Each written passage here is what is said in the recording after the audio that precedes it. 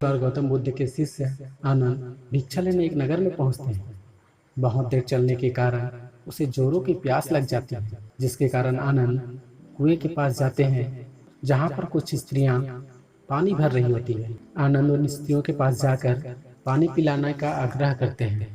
उनमें से एक स्त्री आनंद को पानी पिलाती है और वो स्त्री आनंद के रूप को देखकर पूरी तरह से मोहित हो जाती है और वह मन ही मन सोचती है, मुझे विवाह करना है तो इसी लड़के से करूंगी, क्योंकि इतनी सुंदर व्यक्ति मैंने आज तक नहीं देखी है।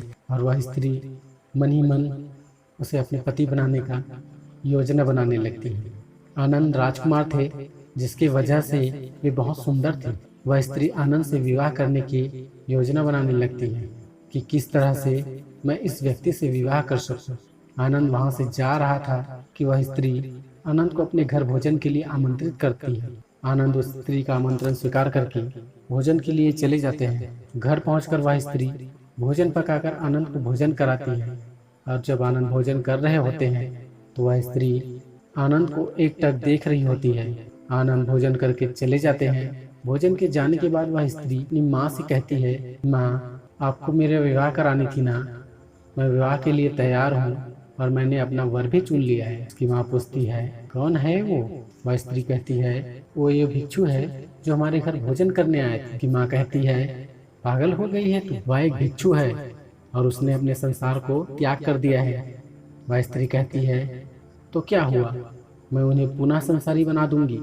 उस स्त्री की माँ कहती है, यह नहीं हो सकता। वह स्त्री कहती है, यदि तुम चाहो तो क्या नहीं हो सकता है। माँ, तुम तो जादू टोना जानती हो ना, तो कोई ऐसा मंत्र मारो कि वह भिक्षु मेरा हो जाए। यदि तुम ऐसा नहीं कर सकती तो मैं जीवित नहीं रहूंगी। उसकी माँ कहती है, ठीक है, यदि तेरी यही जिद है तो तू ऐसा कर कि उसे एक बार फिर भोजन पर बुला।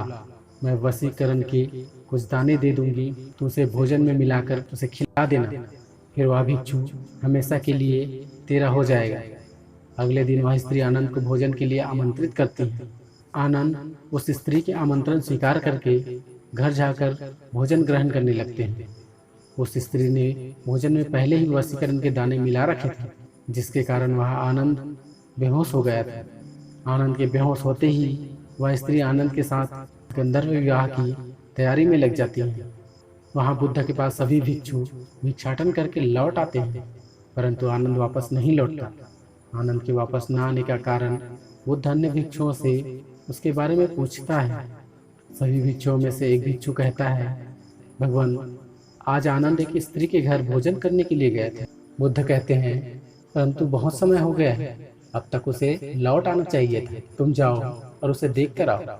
वह भिक्षु उस स्त्री के घर को जानता था जहाँ आनंद भोजन करने गया था। वह भिक्षु सीधा उस स्त्री के घर पहुंचता है और देखता है कि वह स्त्री आनंद के साथ गंधर्व विवाह की तैयारी कर रही थी। इतने में आनंद को भी होश आ जाता है और उस स्त्री और उसकी माँ की कोशिश नाकाम हो जाती है। वह भिक्षु आनंद और दोनों माँ बेटी को बुद्ध के पास ले जाता है और बुद्ध को पूरी घटना समझाता है। बुद्ध उस स्त्री से यह सब करने का कारण पूछते हैं। वह स्त्री बुद्ध से कहती है, मैं आनंद से प्रेम करती हूँ और उसको पाने के लिए कुछ भी कर सकती हूँ। बुद्ध उस स्त्री से कहते हैं, आनंद में ऐसा क्या विशेषता है जिसने तुम्हें मोहित कर दिया? वह स्त्री कहती है, मुझे आनंद का सब कुछ अच्छा लगता है, उसकी आंखें, उसकी नाक, उसकी विनम्रता, उसकी वाणी और सब कुछ। मैं उसे हर रूप में प्रेम करती हूँ।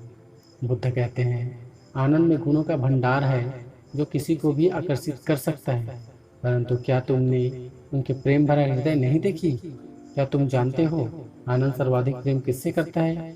वह स्त्री कहती है, मुझसे तो नहीं करता है। बुद्ध कहते हैं, आनंद तुमसे भी प्रेम करता है, परंतु उसकी प्रेम की व्याख्या वह नहीं है जो तुम समझती हो। आनंद स्वतंत्र है, मुक्त है, उसका प्रेम बहुत गहरा है और समस्त मानव जाति से प्रेम करता है और यह चेष्टा करता है कि समस्त मानव उस प्रेम मार्ग में चल सके। उसका प्रेम उसे जलाता दुखाता नहीं है, जिस प्रकार तुम्हारा प्रेम तुम्हें जला रहा है।